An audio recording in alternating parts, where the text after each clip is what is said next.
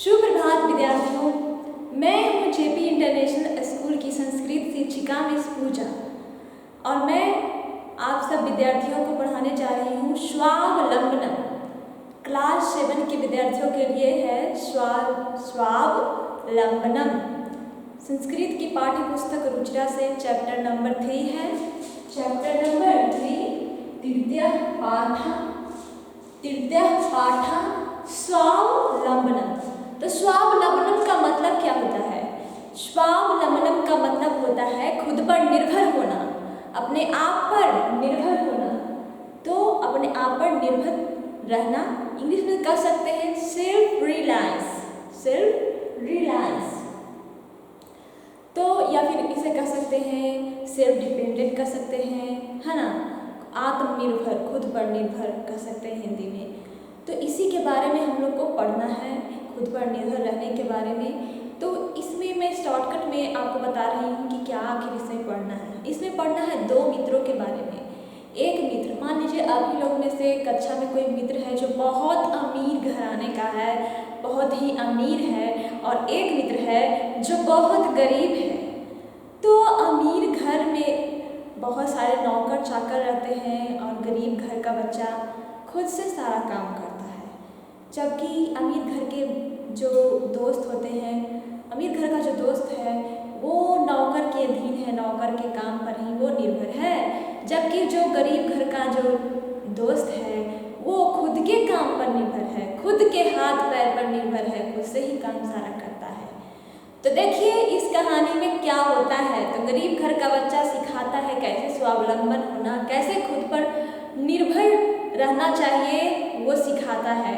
चलिए आज देख ही लेते हैं कि इस कहानी में क्या होता है आखिर। बच्चों, जो ये कहानी है आज मैं इस वीडियो में पूरा करने की कोशिश की हूँ और पूरा मतलब लिखी हूँ, है ना। लास्ट में आप लोग देख ही रहे हैं कि पूरा किस तरीके से कोशिश किया गया है कि पूरा हो ही जाए। शुरू में मैं कोशिश की थी कि बड़ा बड़ा लिखूँ ताकि आप लोग को दिखे। तो अगर ना दिखे तो आप लोग के नोट्स में रेडी है, आप लोग का नोट्स आप लोग ले सकते हैं जब भी चाहें, और जहाँ तक आप लोग को दिखे लिखने का प्रयास करें।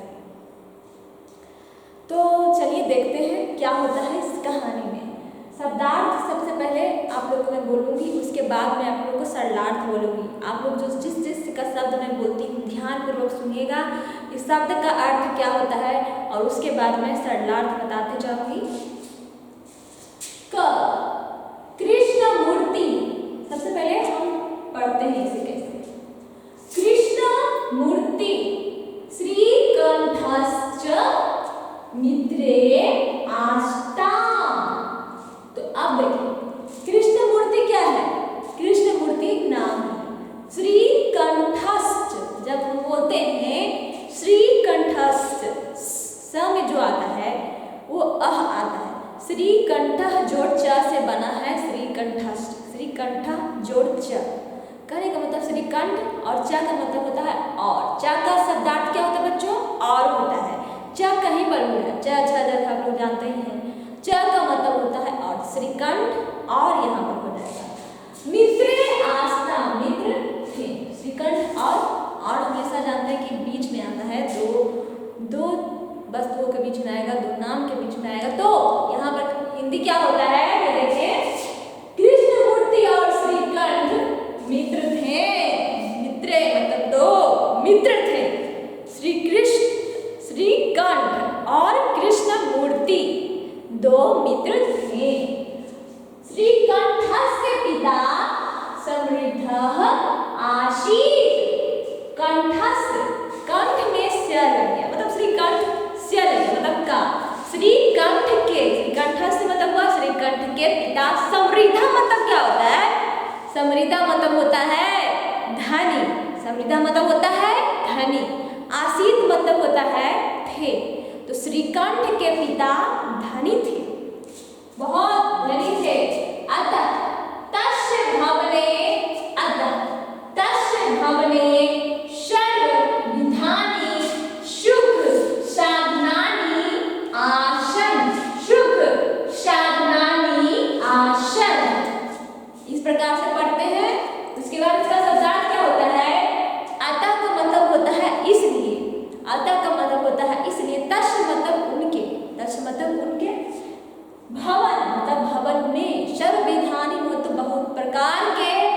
अनेक प्रकार के सुख साधनानि मतलब सुख सुविधा के साधन। आसन मतलब थे, आसन मतलब होता है थे। तो इस प्रकार इसका क्या सरलार्थ निकलता है? अतः, इसलिए, अतः का मतलब हुआ इसलिए, तस् मतलब उनके। तो देखिए इसका सरलार्थ पूरी तरह से क्या लिखे? अतः मतलब इसलिए उनके भवन में, घर में सब विधानी मतलब सभी प्रकार के सुख साधन, सुख सुविधा के साधन थे। मतलब उनके घर में सभी प्रकार के सुख सुविधा के साधन थे। समझ लेते हैं। तस्मिन् विशाले भवने चत्वारिंशत् स्तम्भाः आसन्। तो इस तरह कैसे हम पढ़ते हैं? अब इसका शब्दार्थ क्या होता है? तस्मिन् मतलब उनके, उनके विशाल, विशाल है मतलब विशाल में, विशाल में यहाँ पर ए जहाँ लग जाता है में यहाँ पर होता है, तो में यहाँ पर यहाँ पर भी इसलिए आया क्योंकि विशाल भवने एक साथ पढ़ेंगे। विशाल भवन में यहाँ पर हो जाएगा विशाल भवन में चत्वारिंशत्। बच्चों ये जो वर्ड है चत्वारिंशत्, चत्वारिंशत् का मतलब होता है 40। क्या होता है? 40। ये गिनती का शब्द है। तो गिनती को संस्कृत में 40 को क्या बोलते हैं? संस्कृत में चत्वारिंशत्। याद रखिएगा आप लोग। स्तंभ, स्तंभ मतलब होता है खंभे, स्तंभ मतलब होता है खंभे। उनके घर में जो खंभे जो हम लोग देखते हैं कि बनाया हुआ रहता है, इसी तरीके से जैसे हम लोग का घर बना उसी तरह से हम लोग के बीच में खंभे बने हुए रहते हैं लंबे लंबे, जो मतलब घर में रहता है। आसन मतलब थे। तो तस्मिन् विशाल, उनके विशाल भवन में 40 खंभे थे। तस्य अष्टादश प्रकोष्ठेषु 50 गवाक्षा, चतुश्चत्वारिंशत् द्वाराणि, 37 विद्युत व्यजनानि च आसन्। तो देखिए अब इसका हम लोग देखेंगे हिंदी क्या होता है, मतलब शब्दार्थ क्या होता है। तस् उनके, अष्टादश। अब अष्टादश भी क्या आता है? संस्कृत का एक शब्द है अष्टादश, गिनती का शब्द है। अष्टादश मतलब अष्टा मतलब 8, 10 मतलब 10। कैसे तोड़ेंगे? अष्टा मतलब 8, 10 मतलब 10। कितना हो गया? 10 और 8 18। इस तरीके से देखिए आप लोग जब बनाते हैं, रोमन अंक में लिखते हैं गिनती को, तो फिर उसको आप लोग जोड़ते हैं। कैसे होता है? इसको जोड़कर कैलकुलेट करके जोड़कर कहीं कहीं बनता है। सी से क्या होता है, एम से क्या होता है, आप लोग सोचिए बनाते हैं ऐसे। उसी तरीका से संस्कृत में भी होता है। अष्टा मतलब 8, 10 मतलब 10, तो 10 और 8 18। 18 कमरे में प्रकोष्ठेषु, 18 कमरे हो गए। प्रकोष्ठेषु मतलब कमरे। 50 मतलब 50। तो उनके 18 कमरे, 50 गवाक्षा खिड़कियां। गवाक्षा का शब्दार्थ होता है खिड़कियां। चतुश्चत्वारिंशत्, अब ये देखिए गिनती का शब्द आया है 50। 50 मतलब होता है 50। क्या होता है? 50 मतलब 50। और यहाँ पर एक शब्द आया है चतुश्चत्वारिंशत्। चतुष मतलब 4, चतुष मतलब क्या हुआ? 4। और चत्वारिंशत् मतलब अभी मैंने बताया जस्ट 40। कितना होता है? चत्वारिंशत् मतलब होता है 40। तो 40 और 4 कितना हुआ? 44 हुआ। तो 44 द्वार हैं उनके घर, उनके कमरों में। प्रकोष्ठेषु मतलब उनके 18 कमरों में 50 गवाक्षा, 50 खिड़कियां हैं। 18 कमरों में पूरा अंदर में कितना हुआ? 50 खिड़कियां हो गई। पूरा 50 खिड़की हो गया। 44 द्वार हो गया। टोटल मिलाकर 44 उनके घर में द्वार हो गए। और 63, 60 मतलब 6, 60 मतलब 6, 63 मतलब 30, 63 मतलब 30। तो 30 और 6 कितना हुआ? 36। 30 और 6 36। 63 विद्युत व्यजनानि च आसन्। 63 विद्युत से चलने वाले, बिजली चलने वाले पंखे हैं। व्यंजनानी क्या हुआ? व्यंजनानी मतलब हुआ पंखे। व्यंजनानी का शब्द का अर्थ क्या हुआ? पंखे। तो इस प्रकार से इसका पूरा हिंदी क्या हुआ? तस् मतलब उनके 18 कमरों में ऐशु कमरों हो गया, ठीक है। कमरों में 50 क्या है? गवाछा है। गवाछा मतलब खिड़कियां हैं। 44 द्वार है। 36 बिजली के पंखे हैं। पंखे है ना। आसन यहाँ पर है, मैं बोल रही हूँ आसन लग गया जैसे ही, तो यहाँ पर हो जाएगा क्या? थे। तो उनके जो कमरों में 18 कमरों में क्या है? विशाल भवन में 44 खंभे, विशाल भवन में 44 खंभे थे। उनके 18 कमरों में 50 खिड़कियां थी, 44 द्वार थे और 50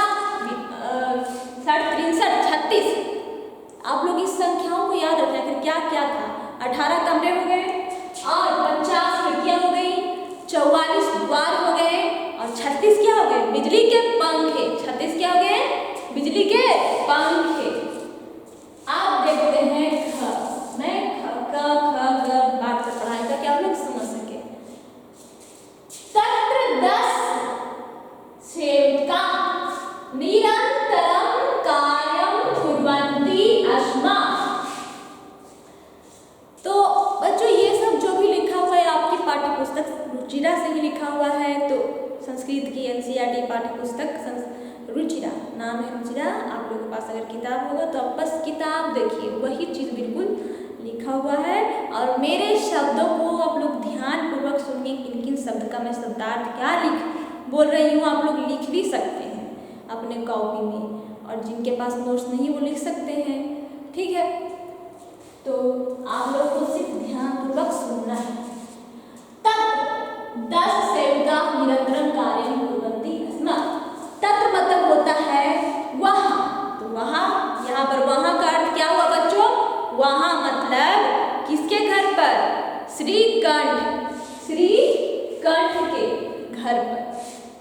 श्रीकंठ के पिता ही तो समृद्ध थे, धनी थे, तो उनके वहाँ 10 सेवका हैं, नौकर हैं। 10 नौकर चाकर सेवक हैं। सेवक मतलब वही हुआ। निरंतर मतलब जो प्रतिदिन, कार्य मतलब कार्य, कुर्वन्ति मतलब करते हैं, अस्मा मतलब है, निरंतर कार्य करते हैं। परम कृष्णमूर्ते माता पिता च निर्धनौ कृषक दंपति। परम मतलब हुआ पर, किंतु परंतु, यहाँ पर परम मतलब वही हो गया, पर में मन लग गया मतलब परंतु जो कृष्ण, उसका एक और दोस्त है कृष्ण। श्रीकंठ का एक और दोस्त क्या है? कृष्णमूर्ति। तो कृष्णमूर्ति के माता पिता बहुत ही निर्धन दंपति हैं, कृषक दंपति। अब ये देखिए, कृष्णमूर्ति माता पिता च, माता और पिता, माता पिता के बाद च आया, लेकिन हम बोलेंगे माता और पिता। निर्धन कृषक जोड़ दंपति मतलब किसान वाले, किसान पति पत्नी है। कृषक दंपति है, किसान पति पत्नी है, ठीक है। तो उनके जो माता पिता हैं, कृष्ण मूर्ति के माता पिता बहुत ही निर्धन कृषक दंपति हैं। तस्य गृहम् आडंबर विहीन साधारणच्च आसीत्। साधारणच्च आसीत्, आडंबर विहीन। देखिए कैसे कैसे मैंने पढ़ा। तस्य मतलब उनके, गृह मतलब घर, आडंबर विहीन बिना, विहीन मतलब बिना, विहीन मतलब बिना, आडंबर मतलब दिखावा, मतलब दिखावे के बिना। उनका घर आडंबर विहीन है, दिखावे से रहित। साधारण च, और च अंतिम में लगा, लेकिन बीच में आएगा और, साधारण था, क्या है? थे। तो उनके यहाँ पर क्या हो गया? उनका घर जो है, कृष्णमूर्ति का घर बिना दिखावे के है और साधारण है, दिखावे से रहित और साधारण। कोई दिखावा नहीं है, कोई शो नहीं है यहाँ। तो चलिए इसके बाद क्या लिखा हुआ है कि दूसरे पैराग्राफ में है आप लोगों के बुक में। इसके बाद के पैराग्राफ में, एकदा श्रीकंठ तेन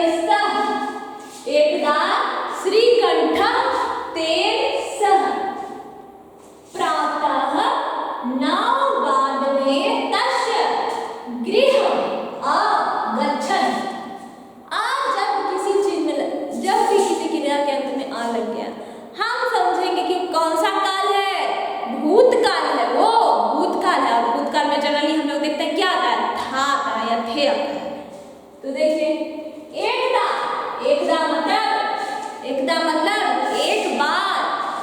श्रीकंठ तेन सह, श्रीकंठ क्या थे? कृष्णमूर्ति के मित्र। तेन मतलब उनके साथ, उनके मतलब किसके साथ? यहाँ पर उनके का ध्यान।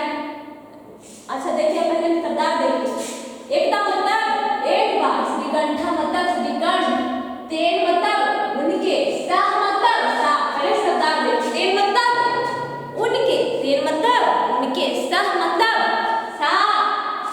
प्रातः मतलब सुबह, प्रातः मतलब सुबह। 9 वादनी, यहाँ पर है 9 जोड़ वादनी। 9 का मतलब क्या होता है? हम लोग जानते हैं 9 है। 9 तो हिंदी में भी हम लोग ऐसे भी 9 बोल देते हैं। 9 वादनी मतलब बजे। बादने जहाँ पर लग गया तो टाइम या घड़ी वाला से संबंधित है हमारा संस्कृत।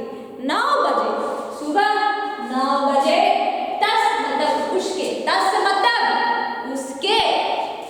गृह मतलब क्या हुआ? गृह मतलब हुआ घर। अगच्छन्, अगच्छन् मतलब गए।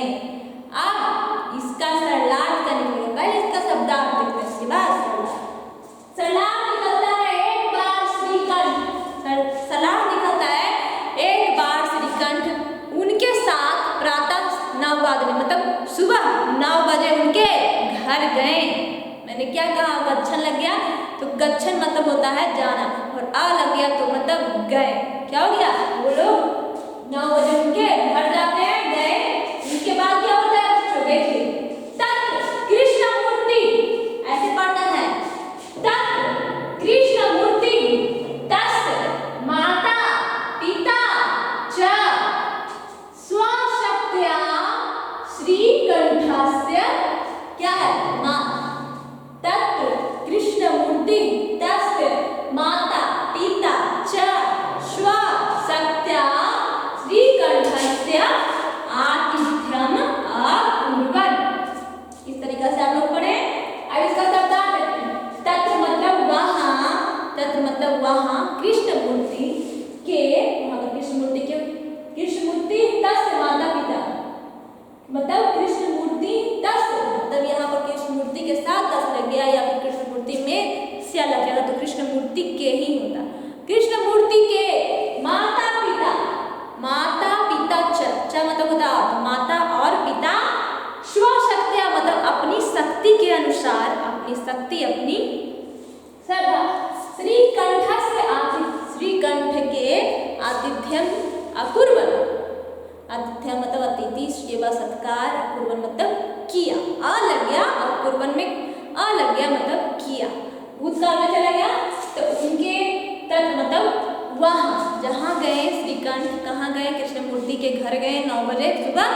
तो वहाँ कृष्णमूर्ति के माता पिता ने, माता और पिता ने अपनी शक्ति के, अपने बल पे कृष्ण श्रीकंठ की आतिथ्य सेवा सत्कार किया उन लोगों ने। ठीक है, तो इसके बाद क्या होता है? एतत् दृष्ट्वा श्रीकंठम् अकथयत् मित्र अहं भवतां सत्कारे संतुष्टो अस्मि। क्या लिखा हुआ है? एतत् दृष्ट्वा श्रीकंठः अकथयत् मित्र अहं भवतां सत्कारे संतुष्टो अस्मि। केवलम् इदमेव मम दुःखं यत् तव गृहे एकोऽपि भृत्यः नास्ति। तो देखिए इस तरीके से इसे पढ़ना है। शब्दार्थ क्या है? आप मतलब होता है मैं, भवतां मतलब आप सभी के, है ना। सत्कारे सेवा सत्कार से संतुष्टो अस्मि मतलब संतुष्ट हूँ। केवल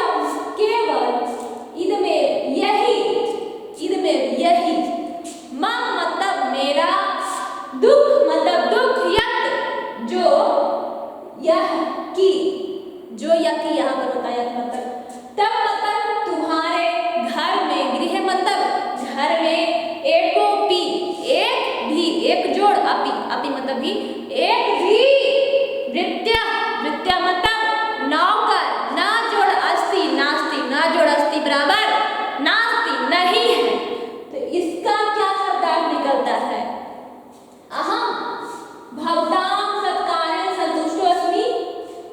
बाद मैंने पढ़ दिया, खैर पूर्ण विराम के बाद मैंने इस भी पढ़ दिया।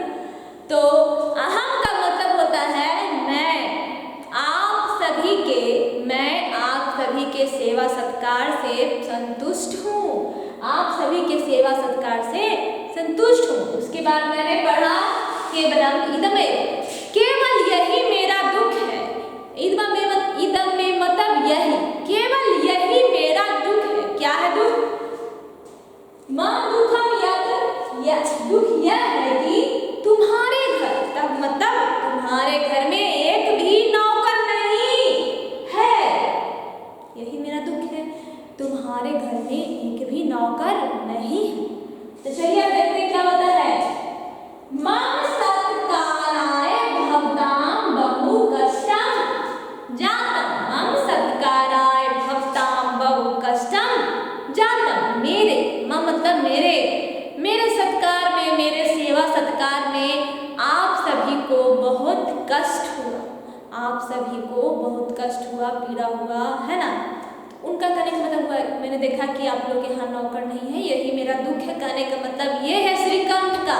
श्रीकंठ ये कहना चाहता है कि मुझे ये दुख हुआ इस बात का कि यहाँ मैंने देखा कि आप लोग खुद से सारा सेवा किए हैं और आपके पास कोई नौकर तो है नहीं, यही बात से मुझे बहुत दुख है। और मेरे सत्कार में, मेरी सेवा में आप सभी को बहुत कष्ट जाता मतलब हुआ। तो देखिए क्या होता है। मम गृहे तु बहवः कर्मकाराः सन्ति, मम गृहे तु बहवः कर्मकाराः। मम मतलब मेरे मम मतलब मेरे घर, मम मतलब मेरे घर में, ये मतलब घर में तू, मेरे घर में तो, बहु मतलब बहुत, कर बनाओ कर चाकर है। कहने का मतलब क्या है। मम गृहे तु बहवः कर्मकाराः मेरे सन्ति, मेरे घर में तो बहुत प्रकार के नौकर चाकर है। तो अब देखिए क्या होता है, लेखा खत्म हो गया। तो इस प्रकार से इसका हिंदी में यहाँ तक कहानी पढ़ाई। और अब देखिए मैं यहाँ आप लोग को लास्ट भी कर दूंगी ताकि जल्द से जल्द आप लोग का पूरा सिलेबस हो कंप्लीट, है ना। तृतीय पाठक तक ही हम लोग पहुँचे हैं। चलिए देखते हैं क्या होता है कहानी में।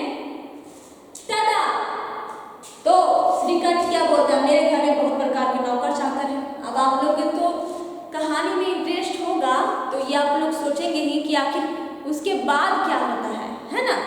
श्रीकंठ के पास नौकर चाकर, तो कृष्णमूर्ति भी तो कुछ करेगा ना, उसे शर्मिंदा महसूस होगा कि मेरे पास नौकर चाकर नहीं है, ये नौकर चाकर का बखान किया जा रहा है। देखिए, तदा कृष्णमूर्ति अवदत् मित्र ममापि अष्टौ कर्मकाराः सन्ति। क्या है तो इसका शब्दार्थ पहले देखिए। तदा, उसके बाद कृष्णमूर्ति बोलता है, कृष्णमूर्ति बोला, उसके बाद तदा, तदा मतलब होता है तब, ऐसे तदा मतलब होता है तब। तो तब कृष्णमूर्ति बोला, मित्र मेरे भी 8, अष्ट मतलब क्या हुआ 8 नौकर हैं।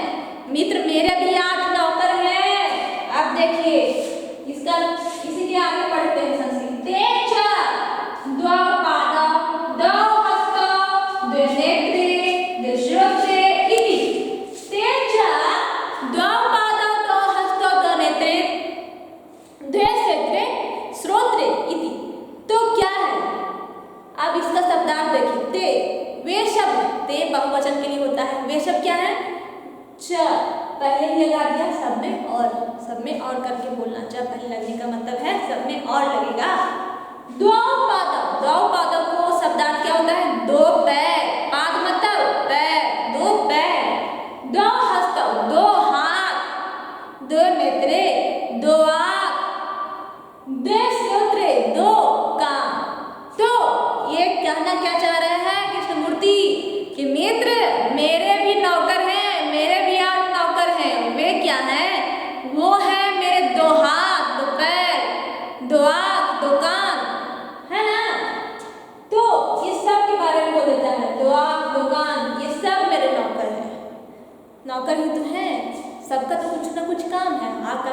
देखना। अगर ना देखें कि रखवाली करने वाला जो होता है वो भी तो अपनी आंखों से ही देखता है कि कहाँ पर क्या गलत हो रहा है। सुनने वाला जो काम है करता है, हमारा सुनने का काम करता है। अगर कहीं पर बुरा हो रहा है हमारे घर में तो हम अपने घर की खुद रखवाली कर सकते हैं। कहाँ पर क्या हो रहा है नहीं सुनेंगे, नहीं ध्यान देंगे तो फिर कुछ ना कुछ तो गलत होगा ही। तो सारा काम हमारा शरीर करता है। तो शरीर में ही इतने सारे चीज है, हाथ है, पैर है, कान है और आँख है। तो इसके बाद क्या होता है, एते प्रतिक्षणम मम सहायका। इसके बाद संस्कृत में लिखा हुआ है एते प्रतिक्षणम मम सहायका। ये सब हर वक्त, प्रतिक्षणम मतलब क्या होता है, हर पल, मम मतलब मेरे, प्रति सहायका मतलब सहायता करने वाले, है ना। तो ये सब जो है हर पल मेरी सहायता करते हैं, हर पल प्रतिक्षण। किंतु तव वृत्त्या सर्वत्र च उपस्थिता भवितु न शक्नुवन्ति। किंतु मतलब किंतु हुआ, तब मतलब तुम्हारे, और विद्या मतलब हुआ नौकर, सर्वत्र मतलब सभी जगह, च मतलब और पहले आएगा उपस्थिता भवतु, उपस्थित, भवितु मतलब रहना, न शक्नुवन्ति सकते हैं। कहने का मतलब इसका हिंदी क्या हुआ, लेकिन तुम्हारे जो नौकर हैं वो हर पल हर जगह, मतलब तब विद्या सर्वत्र च उपस्थिता भवितुं न शक्नुवन्ति। तुम्हारे नौकर जाकर सभी जगह, हर पल सभी जगह नहीं उपस्थित रह सकते हैं, सभी जगह प्रेजेंट नहीं रह सकते, तुम्हारे साथ नहीं रह सकते हैं। कहने का मतलब यही है, त्वं तु स्वकार्याय विद्याधीना। तुम भी तुम भी स्वकार्याय, खुद अपने काम के लिए, खुद अपना काम के लिए भी तुम नौकर के अधीन हो, नौकर पर निर्भर हो। तुम अपने काम के लिए भी नौकर पे अधीन हो, नौकर पे निर्भर हो। वो कहता है कृष्णमूर्ति श्रीकंठ को जवाब देता है। तो इसके बाद क्या होता है, यदा यदा ते अनुपस्थिता, यदा यदा ते अनुपस्थिता, जब जब वे लोग अनुपस्थित रहेंगे, अब्सेंट रहेंगे, कौन, नौकर चाकर, तदा तदा त्वं कष्टम् अनुभवसि। तदा तदा त्वं, तदा तदा तब तब तुम्हें कष्ट होगा, तब तुम्हें, जब जब नौकर उपस्थित रहेंगे तुम्हें कष्ट होगा। स्वावलंबने तु सर्वदा सुखमेव न कदापि कष्टं भवति। स्वावलंबन में हमेशा सुख है, हमेशा सुख है, कभी भी इंसान को कष्ट नहीं होता है। इसके बाद है श्रीकंठ अवदत्त। तो उसके बाद श्रीकंठ बोला, इन सारी बातों को सुनकर श्रीकंठ बोला, तव वचनानि श्रुत्वा मम मनसि महती प्रसन्नता जाता। तव वचनानि श्रुत्वा मम मनसि महती प्रसन्नता जाता। तो फिर इसके बाद श्री कृष्ण बोलता है क्या, अवदत्त मतलब बोला, मित्र तुम्हारे, तब मतलब तुम्हारे, वचनानि वचनों को, श्रुत्वा मतलब सुनकर, मम मनसि महती मेरा मन, महती मतलब बहुत ज्यादा बड़ा, प्रसन्न मतलब प्रसन्न, जाता मतलब मित्र तुम्हारे वचनों को सुनकर, तुम्हारे वचनों को सुनकर मेरा मन बहुत प्रसन्न हो गया। अधुना, इसके बाद लिखा हुआ है अधुना अहमपि स्वकार्याणि स्वयमेव कर्तुम् इच्छामि। अधुना मतलब होता है आज से, अभी से, अहमपि मैं भी, स्वकार्याणि अपने कार्यों को, स्वयं खुद ही, कर्तुम् करने की इच्छा रखता हूँ। कहने का मतलब आज से मैं भी अपने कार्य को खुद से ही करूँगा, खुद से ही करूँगा, इच्छा में करने की इच्छा करता हूँ, मतलब करना चाहता हूँ। आज से मैं अपने कार्य को खुद से ही करना चाहता हूँ। इसके बाद लिखा है संस्कृत में भवतु सार्ध द्वादश वादनमिदं। भवतु कैसे तोड़ तोड़ के संस्कृत को पढ़ा जाता है, सार्ध द्वादश वादनमिदम्। इस तरीके से आप लोग इतने बड़े शब्द को पढ़िए। सार्धद्वादश वादनमिदं साम्प्रतं गृहं चलामि। तो इस तरीके से मैं पूरे कहानी को एक बोर्ड पर उतार दी हूँ।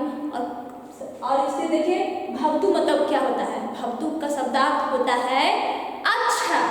अब देखिए सार्धद्वादश वादनमिदं, इसका मतलब क्या होता है। सार्ध जहाँ पर भी लग गया बच्चों, ये सब घड़ी वाला शब्द है। घड़ी को जो हम हिंदी में बोलते हैं 12:30 बज गए, 11 बज गए, उसे किस तरह की संस्कृत में बोलते हैं। सार्ध मतलब साढ़े, द्वादश मतलब 12, वादन मतलब बजे, मतलब 12:30 बज गए।